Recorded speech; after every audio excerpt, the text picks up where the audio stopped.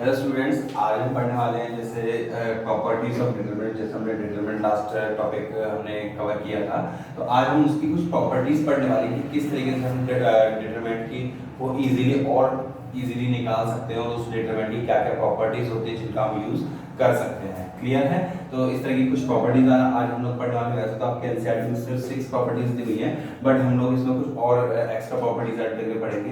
Clear है? चलिए start करते हैं। मैं आपको आज सिर्फ आज पहले प्रॉपर्टी लिखवाऊंगा जो कि हम यूज करने वाले हैं एक्सरसाइज में, जो कि हमें यूजफुल आगे के लिए होंगी। पहले मैं वो प्रॉपर्टीज लिखवाऊंगा, उन्हें एक्सप्लेन करूंगा आज, और फिर हम आगे क्वेश्चन करेंगे। क्लियर है? चलिए फर्स्ट प्रॉपर्टी, डिटरमिनेंट की फर्स्ट प्रॉपर्टी क्या होती है? फर्स्ट प्रॉपर्टी हमारे पास डिटरमिनेंट की कहती है कि अगर हमारे पास कोई मैट्रिक्स है तो अगर चाहे तो उसके रॉ और कॉलम्स को मैं इंटरचेंज कर दूं तो भी उसके डिटरमिनेंट में कोई फर्क नहीं पड़ता। Means if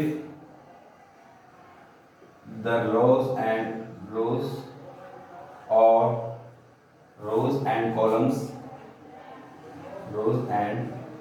columns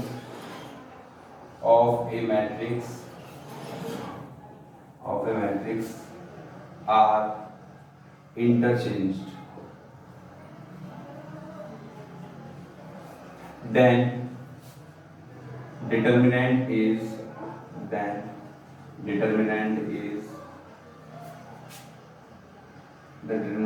no change. The determinant of the matrix has no change. The determinant has no change. Clear? जैसे इसका मतलब क्या हुआ अभी बता देते हैं। एग्जाम्पल, जैसे मेरे पास कोई एक प्रॉपर्टी है, सिंपल में 2/2 में बात कर लेते हैं। 2 3 1 2 3 2 6 ये प्रॉपर्टी है, सॉरी ये हमारा मैट्रिक्स है। अगर मैं इसकी, ये मेरे पास कोई ए मैट्रिक्स है, ठीक है। अगर मैं इसकी रोज को कॉलम्स को इंटरचेंज कर दूं, मींस बेसिकली इसका ट्रांसपोज कर दूं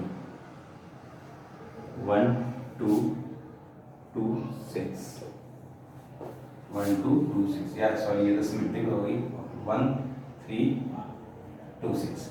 अगर इसका इंटरचेंज भी कर दूं तो भी इन दोनों के डिटरमिनेंट पे कोई फर्क नहीं पड़ेगा, इन दोनों का डिटरमिनेंट हमेशा सेम रहेगा। कैसे निकाल के देख लीजिए, 1 into 6 6 minus 6 that is 0। Clear?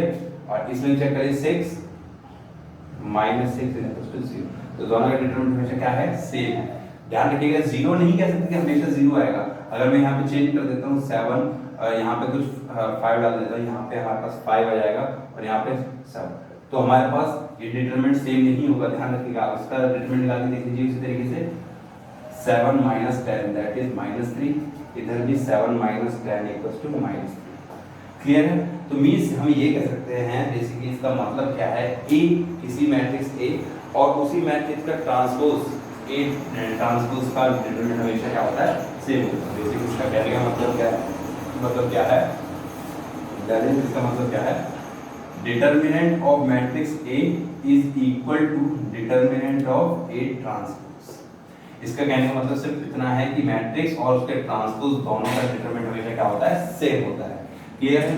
Okay, चलिए सेकंड प्रॉपर्टी पर। Second property what it says, second property हमारे पास कहती है कि अगर if any two rows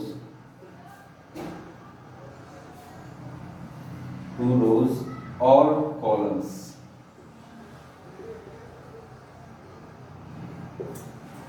are interchanged means अगर किसी रो के किसी मैट्रिक्स के दो कॉलम्स को आपस में इंटरचेंज करते हैं या फिर दो रोज को आपस में इंटरचेंज करते हैं। ध्यान रखिएगा, आप रो कॉलम्स को इंटरचेंज नहीं कर रहे हैं, रो को रो से चेंज कर रहे हैं और कॉलम को कॉलम से चेंज कर रहे हैं। Then sign of determinant changes.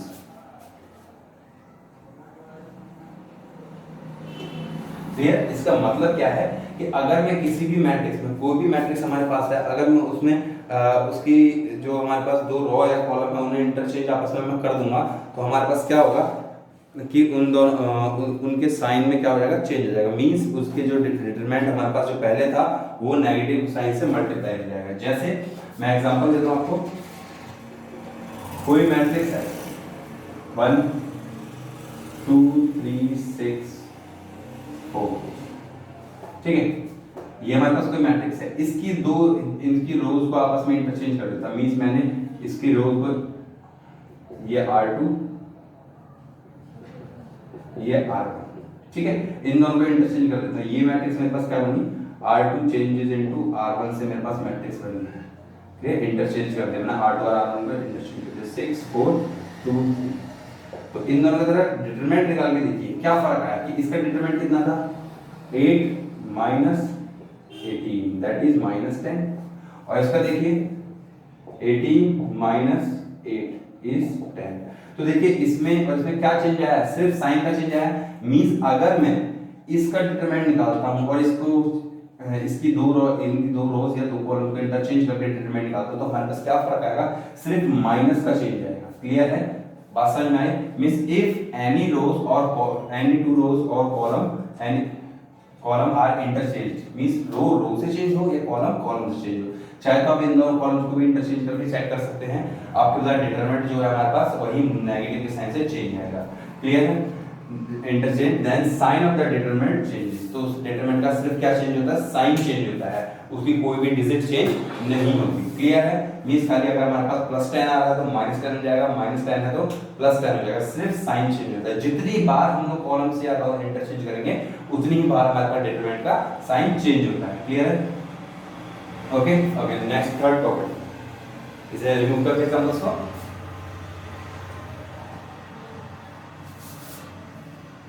Third property what it says.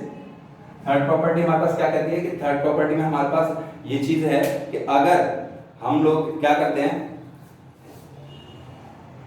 एक second,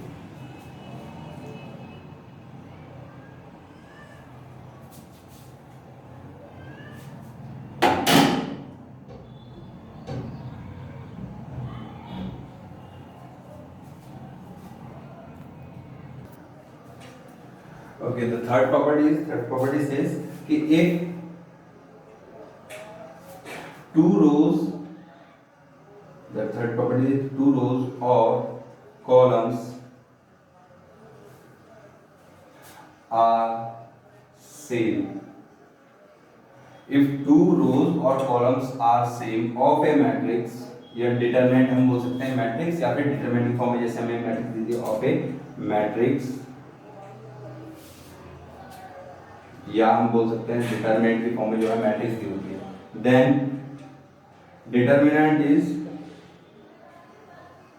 determinant of matrix is of that matrix is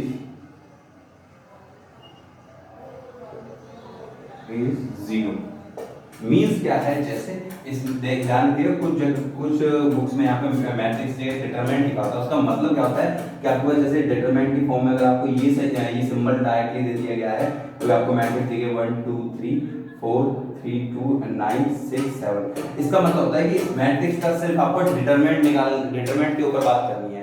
तो इसलिए कुछ बुक्स में यहाँ पे डिटरमिनेंट लिखा होगा, तो मैं मैट्रिक्स की बात कर रहा हूँ, मैट्रिक्स के बाद उसके डिटरमिनेंट की बात कर रहा हूँ। ठीक है, कि ये हमारे पास कोई मैट्रिक्स है, अगर मैं बात करूं कि ये हमारे पास कोई मैट्रिक्स फॉर्म में दिया हुआ है, और अगर इसमें ये सारी प्रॉपर्टीज में अगर हम अप्लाई करेंगे तो इसका डिटरमिनेंट भी इन प्रॉपर्टीज को फॉलो करेगा। क्लियर है, ओके, तो ठीक है, कंफ्यूजन की जरूरत नहीं है। अब इसमें क्या बोल रहा है कि अगर किसी भी मैट्रिक्स में या किसी भी मैट्रिक्स में दो रो या दो कॉलम्स आपस में क्या हो जाए, same.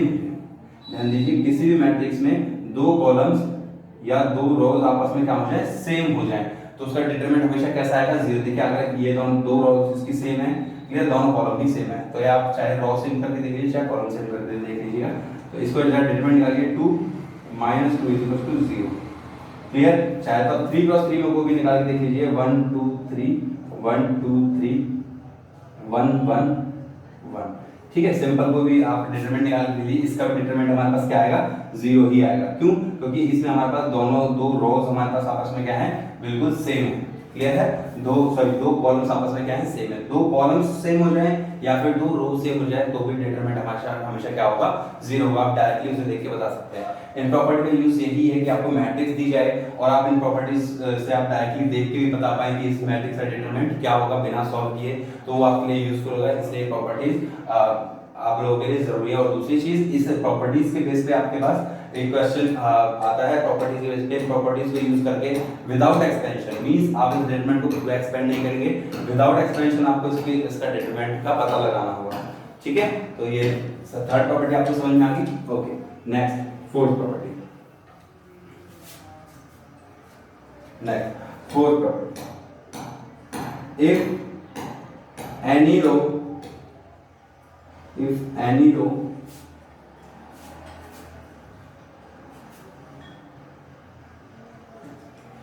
if each element of any row or column means किसी भी रो या कॉलम में के ये हर एक एलिमेंट के साथ column is multiplied by constant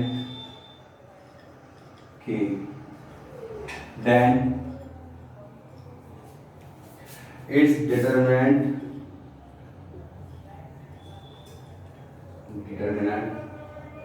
is also multiplied by k। Mean इसका मतलब क्या है, इसका मतलब समझिए, बहुत इंपॉर्टेंट चीज है।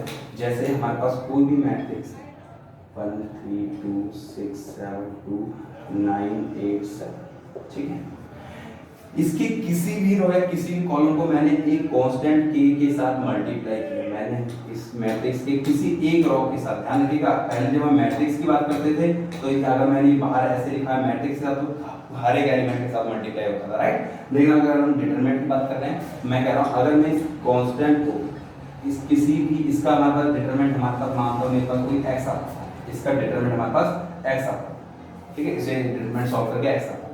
तो अगर हम बात करें कि इसका डिटरमिनेंट x है और इसी मैट्रिक्स से हम बोलते हैं k 3k और 2k 6 7 2 9 8 7। अब मैं कहता हूं कि अगर इस मैट्रिक्स का डिटरमिनेंट x है तो इस मैट्रिक्स का डिटरमिनेंट बताइए। तो आप इस मैट्रिक्स का डिटरमिनेंट कैलकुलेट करने की जरूरत नहीं होगी, डायरेक्टली देखिए इसका डिटरमिनेंट क्या है, x है, और इसकी एक रो को किस चीज से मल्टीप्लाई किया गया है, k से मल्टीप्लाई। फर्स्ट रो को किस से मल्टीप्लाई किया गया है, k, तो इसका डायरेक्टली डिटरमिनेंट हो जाएगा k into x। जितनी रो को जिस कांस्टेंट से मल्टीप्लाई किया गया उसी कांस्टेंट को आपको डिटरमिनेंट से मल्टीप्लाई कर देना है। तो अगर इस मैट्रिक्स का डिटरमिनेंट x है तो इस मैट्रिक्स का डिटरमिनेंट कर देगा kx हो जाएगा। क्लियर है? तो ये प्रॉपर्टी इस चीज बना दी है। क्लियर है चारों properties? Please note down this, फिर हम आगे की प्रॉपर्टीज पढ़ते हैं।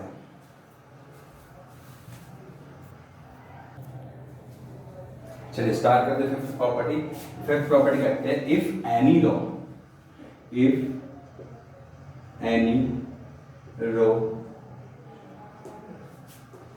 और column of a matrix या डिटरमिनेंट, दोनों ही चीज लिख देते हैं यहाँ पे ताकि कंफ्यूजन ना हो। Determinant R in the sum of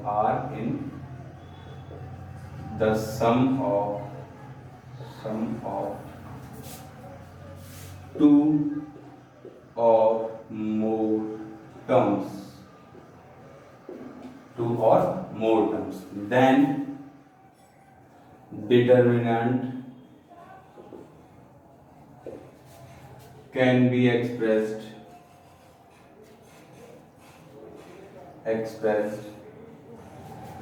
in sum of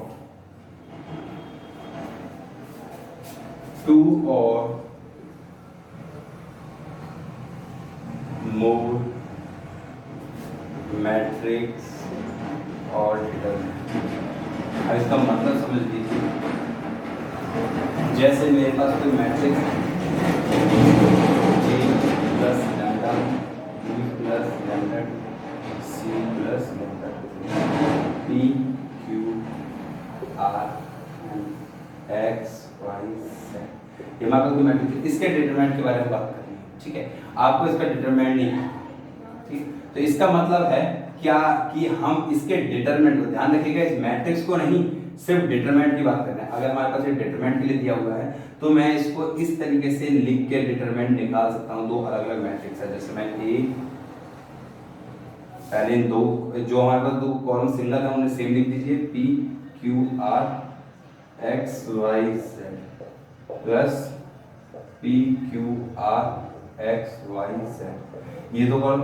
अब ये जो टर्म्स है देखिए, एनी हमने बोला था the any if any row or column of a matrix determinant are in the sum of two or more terms, are in the sum of two or more terms, दो terms के sum में है, then determinant can be express. तो इसके determinant को, अगर matrix ऐसा है तो उसके डिटरमिनेंट को, ध्यान रखिएगा मैट्रिक्स को नहीं, मैट्रिक्स के डिटरमिनेंट को, ठीक है, express in the sum of two or more matrix या determinant, sum sorry two or more determinants. Matrix में नहीं कर सकते, डिटरमिनेंट में कर सकते हैं, क्लियर है, to or more determinants.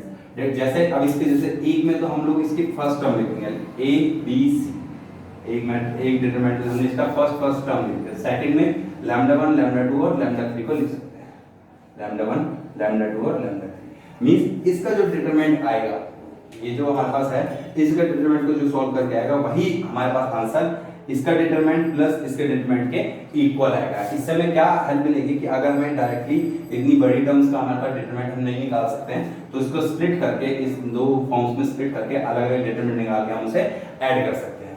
Clear है ये बात, ये प्रॉपर्टी क्लियर है सभी को। प्रॉपर्टी नंबर 5 ये हमारे पास है। इसके बाद एनसीईआरटी के हिसाब से हमारे पास एक प्रॉपर्टी और बची है, क्लियर है, not on this property, not on this example also, ठीक है। फिर हम नेक्स्ट प्रॉपर्टी करते हैं।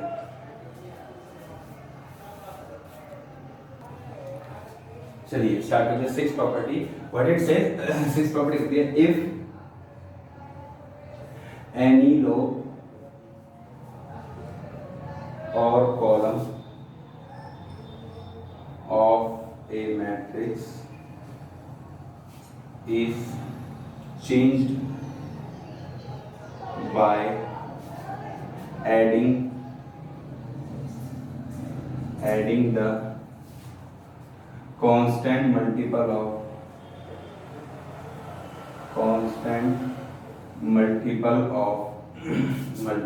of other row or column, then determinant remains unchanged। इसका मतलब क्या है वो समझ लीजिए। मीन्स अगर हमारे पास कोई भी हमारे पास मैट्रिक्स है, अगर ये हमारे पास कोई मैट्रिक्स है, अगर मैं इसमें कोई ऑपरेशन लगाता हूँ, जैसे कि कोई भी आर आई है, कोई भी are I means R1 R2 R3 कोई भी हो सकता है, उसे मैं चेंज करता हूँ, मीन्स रो हो सकता है या कॉलम हो सकता है। जैसे कॉलम के बेस में सी आई करेंगे, means C I changes into C I या सी इधर R I plus minus constant multiple of R J S C G, ठीक है। तो ये अप्लाई करने के बाद, ये ऑपरेशन अप्लाई करने के बाद भी अगर इस मैट्रिक्स का मैं डिटरमिनेंट निकालता हूं तो उसका डिटरमिनेंट भी वही आएगा जो इस मैट्रिक्स का डिटरमिनेंट आएगा। क्लियर है? इसका मतलब मैं आपको एक बार और समझाता हूं। जैसे मैं इसमें R1 को चेंज करता हूं, R1 प्लस या माइनस जो आप लगा सकते हैं, कांस्टेंट टाइम ऑफ R3, ठीक है, k times of R3। Means मैंने इस मैट्रिक्स में ऑपरेशन लगाया R1 changes into R1 plus constant time of R3। तो बताइए इसके बाद ये मैट्रिक्स क्या चेंज होगी? मैट्रिक्स, इस मैट्रिक्स को क्या बन जाना चाहिए? A plus k times P, B plus k times Q, this is Q, and plus C plus k times of R। बाकी दोनों सेम रहेंगे जैसे हम लोग पहले करते हैं एलिमेंट्री ऑपरेशन में। अब इसके कहने का मतलब ये है कि जो डिटरमिनेंट इस मैट्रिक्स का आएगा वही डिटरमिनेंट इस मैट्रिक्स का भी आएगा। क्लियर है? आप चाहे तो इसे निकाल के सकते हैं, चाहे तो आपको एनसीईआरटी में इसका प्रूफ भी दे रखा है। क्यों? क्योंकि हमने इससे जस्ट पहली प्रॉपर्टी पढ़ी थी, अगर हमारे पास दो टर्म्स है, ठीक है, दो टर्म्स है हमारे पास, तो हम लोग क्या करते हैं, इनको अलग अलग फॉर्म में लिख सकते हैं। इसको दो मैट्रिक्स की दो हम डिटरमिनेंट की फॉर्म में लिख सकते हैं। तो मींस एक में तो ए डी बी, एक बार एक में तो ये सेम मैट्रिक्स आ जाएगी, और जो दूसरी मैट्रिक्स बनेगी उसमें ध्यान दीजिए के पी के क्यू के आर रहेगा फर्स्ट रो में। जिन फर्स्ट में से अगर मैं के कॉमन ले लूँ, फर्स्ट रो में से अगर मैं के कॉमन ले लूँगा तो हमारे पास देखिए फर्स्ट रो और थर्ड रो सेम बन जाएगी, तो उसका डिटरमिनेंट हमारे पास क्या हो जाएगा, जीरो। तो आप इतना समझ सकते हैं कि अगर मैं इसमें कोई भी एलिमेंट्री ऑपरेशन अप्लाई करता हूँ इस टाइप का या इस टाइप का, तो उससे हमारे पास डिटरमिनेंट पे कोई भी फर्क नहीं पड़ेगा। क्लियर है? Not only this property, this is your NCERT all properties. मैं इसमें एक प्रॉपर्टी और आपको ऐड करवा के दिखाता हूँ जो आपको और इजी होगी समझने में। इसे इरेज कर दें।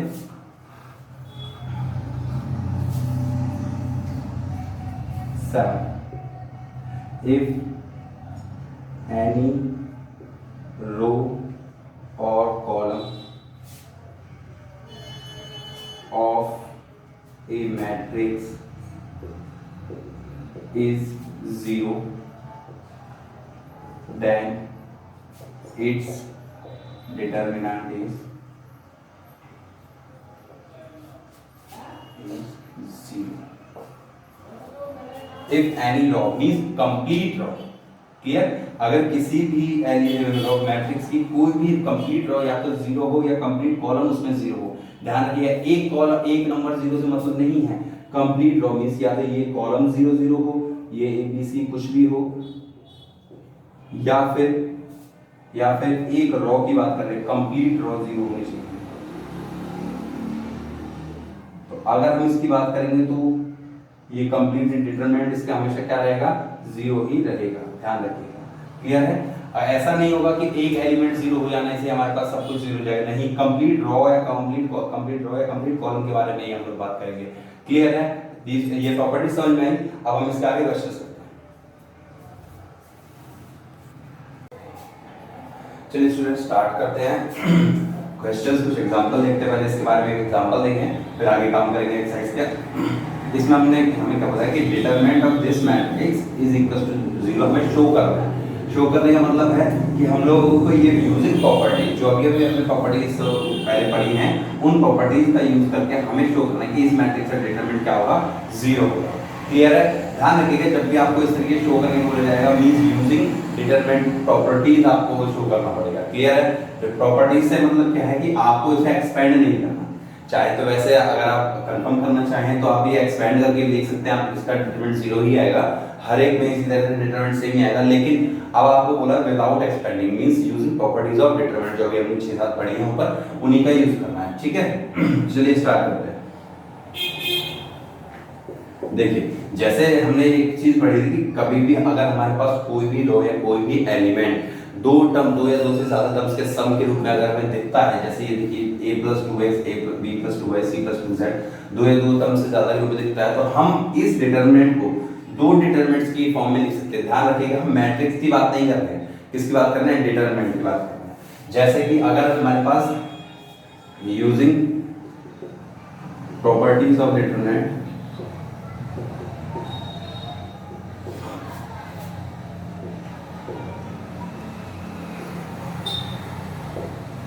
मीन हम इसे लिख सकते हैं किस तरीके से, दो डिटरमिनेंट की फॉर्म में लिख सकते हैं। कैसे? हमने ये प्रॉपर्टी पढ़ी थी कि अगर हमारे पास दो टर्म्स के सम में कोई रो दे रखी हो पूरी कंप्लीट रो, तो हम उसे दो रोज पर ऐसे सर एक रो को दो तरीके से डिस्ट्रीब्यूट करके लिख सकते हैं, बाकी दो रो से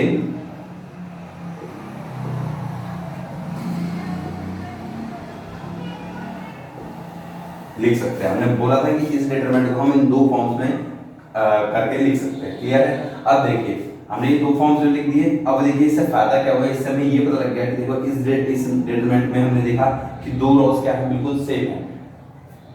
इनमें हमारे पास क्या है, टू रोज आर सेम। जैसे हम बात करते हैं a b c या x y z, प्लस इसलिए देखिए सेकंड रो में से मैं 2 कॉमन ले सकता हूँ, डिटरमिनेंट में हम एक रो में से कुछ भी कॉमन ले सकते हैं, राइट। तो हम इसमें से क्या है x y z a b sorry x y z। अब देखिए इन दोनों डिटरमिनेंट्स में 2 रोज सेम है, और इसमें इन दोनों फर्स्ट 2 रोज, इसमें लास्ट 2 रोज। इसका मतलब क्या है, जो हमने प्रॉपर्टी पढ़ी थी कि if any determinant or in any matrix if 2 rows are identical means 2 रो हमेशा एक समान हो तो मैट्रिक्स का डिटरमिनेंट क्या होता है, 0 होता है। क्लियर है। तो हम यहां लिख सकते हैं in both determinants